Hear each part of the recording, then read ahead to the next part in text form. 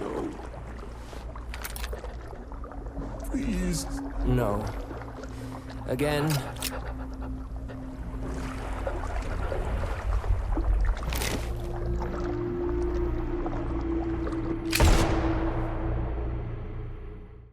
Post-Trauma is an indie puzzle horror game with survival elements developed by Red Soul Games.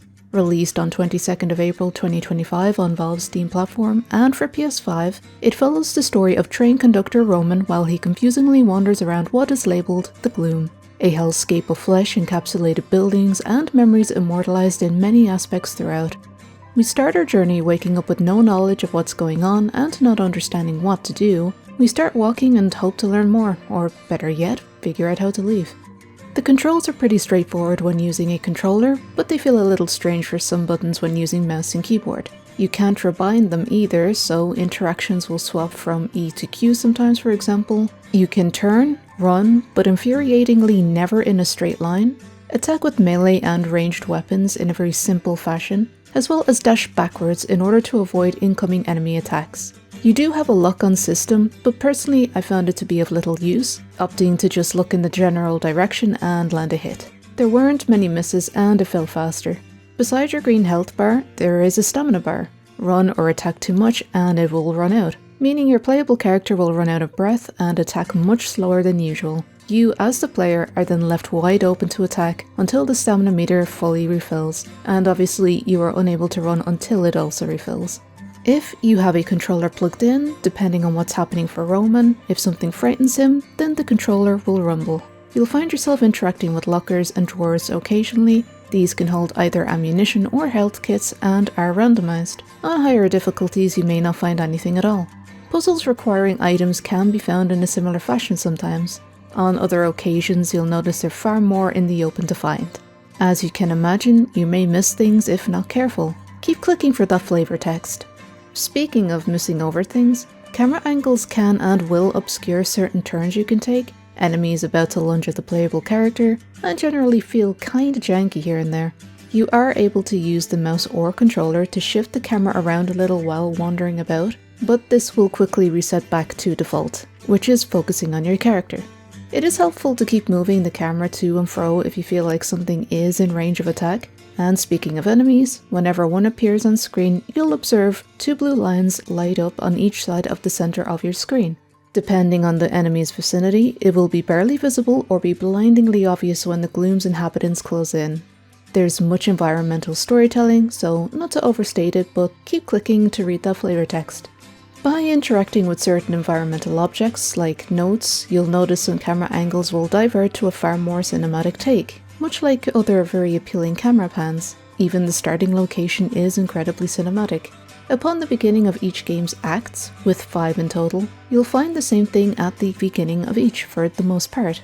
The camera angles being inspired by older horror titles, and it's hard to ignore, in a mostly good way. It works to both benefit and detriment of the title. Items and locations may just be out of view, while other spaces will shine a light on where you should draw your attention. Drawers placed around environments will be game journalist yellow to help the player out, and maybe it really is simply a skill issue, but because of this odd colour palette, I passed up on most lockers on my first playthrough, not realising those could be investigated. I will say that locations are sometimes either too dark or far too bright, as a common feature in Post-Trauma. Built on the Unreal Engine, the game has its ups and downs in this field thanks to that. There are loading issues, that means levels and characters won't appear properly until the player has at least experienced it once. That's only for some things, others will retain that problem. My first playthrough spawned a person whimpering inside a cell without his head for a good couple of seconds, for example, and then everything loaded. Even reducing settings didn't resolve the problem entirely, and I noticed others had similar issues with items, people, and locations loading in. It's just Unreal Engine doing its thing. Nevertheless, it does still hold a unique charm in its style choices. Music is done by Nicholas Gasparini, alias Mew. I have seen people refer to this type of music created here as Yamaoka-core, or similar now, but it has enough of its own style to draw a distinction between Yamaoka's works for the most part. I say for the most part because I notice at least one track carrying a very similar tone, particularly the end credits song that plays. Sound design and direction during gameplay is very well implemented. It's genuinely effective and greatly helps the rather oppressive atmosphere further. Nicholas Mew really helped to shape the player's experience here. You have a small team of characters you'll play as or encounter on your adventures. Just to quickly touch on them, Roman is our main character. He's our train conductor and doesn't know what's going on, much like the rest of us. There's Jill, a voice over a walkie-talkie at first, who doesn't really like us but has to guide us places anyway. There's a weird guy named Carlos. He's got some quirks to him too. We have a girl named Freya who we don't meet until around Act 3, and lastly another character who is meant to be important but doesn't really feel like it. There are a few monster variants you'll find scattered across the 5 acts that you'll explore. They're pretty sparse either way and you won't need to worry about them for the most part, but all do certainly exist. There's a twin body, a crawler, a bobblehead who keeps comically saying hey as we run away, almost offended nobody's paying attention to him, some long legs chicken guy who loves kicking the player, and one particularly sturdy and fast monster. He will chase Roman down for as long as he can. And for bosses we have 3 in total, and one has a bit of a gimmick and the rest are just pretty generic, you don't really need to think about them much. And the regular enemies are very simple to circumnavigate, meaning you never really have to use ammo. Ammunition can be scarce depending on the RNG you receive in a playthrough, so can health items. This means you might have to cheese some bosses. Thankfully none are too hard except for maybe one, and that's only because their range is quite wide. One wrong step and you're pretty much dead in 2 hits. Spoilers will begin from here on out, jump to this timestamp to avoid them. If you have any intent on playing the game, stop here and give it a shot. There's no reason not to if it's already on your radar and you're contemplating the notion. That's all I'll say on the matter. If you choose to stay, I'll try and condense things as much as possible. Act 1, we play as an officer who tells some guy again and forces the player to shoot.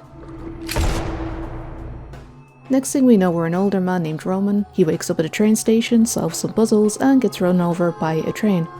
You wake up again in first person mode as an officer inside a police station, panicking. You avoid a fish constantly splashing that gets stuck inside a doorway before despawning in the basement.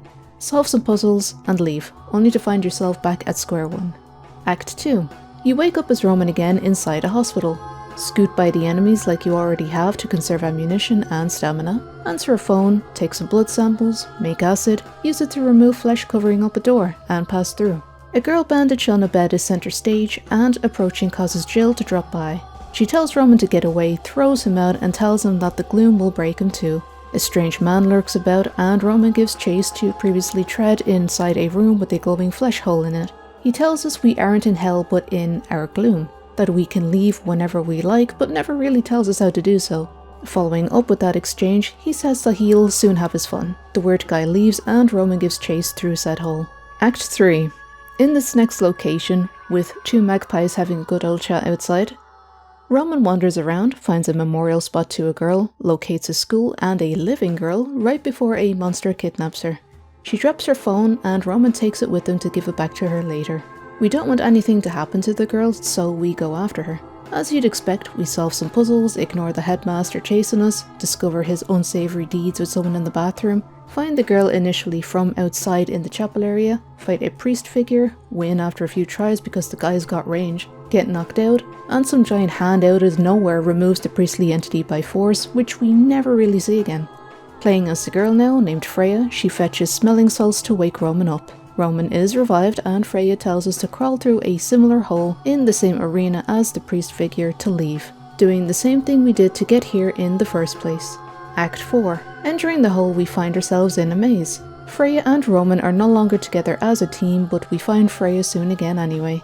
Both retrieve 2 circular puzzle pieces, trying not to get trapped behind the crime board, forcing us to reload, and place the puzzle pieces at a doorway elsewhere.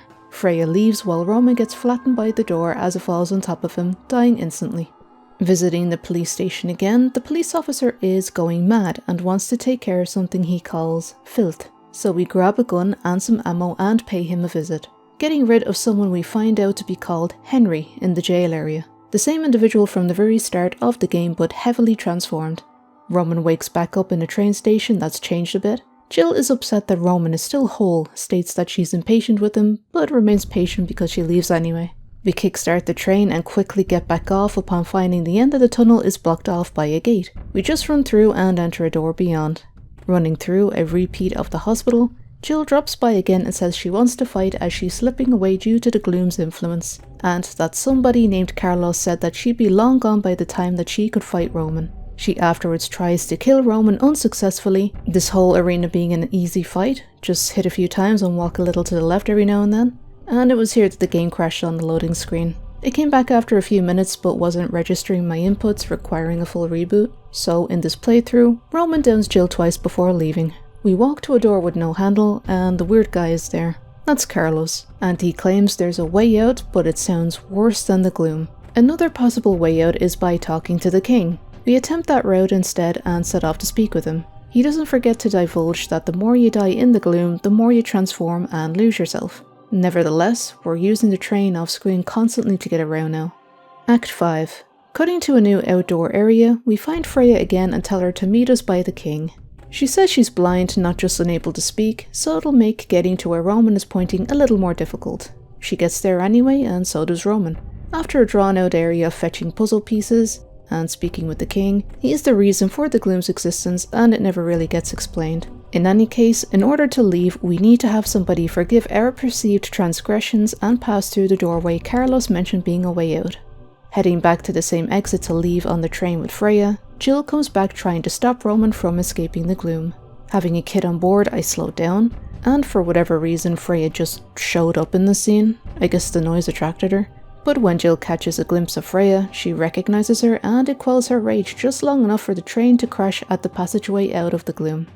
It's a boss battle in order to get through to officially leave the gloom forever. Though you need to combine Roman and Freya's forces to match up two outer circles with the innermost one, and that's the boss defeated.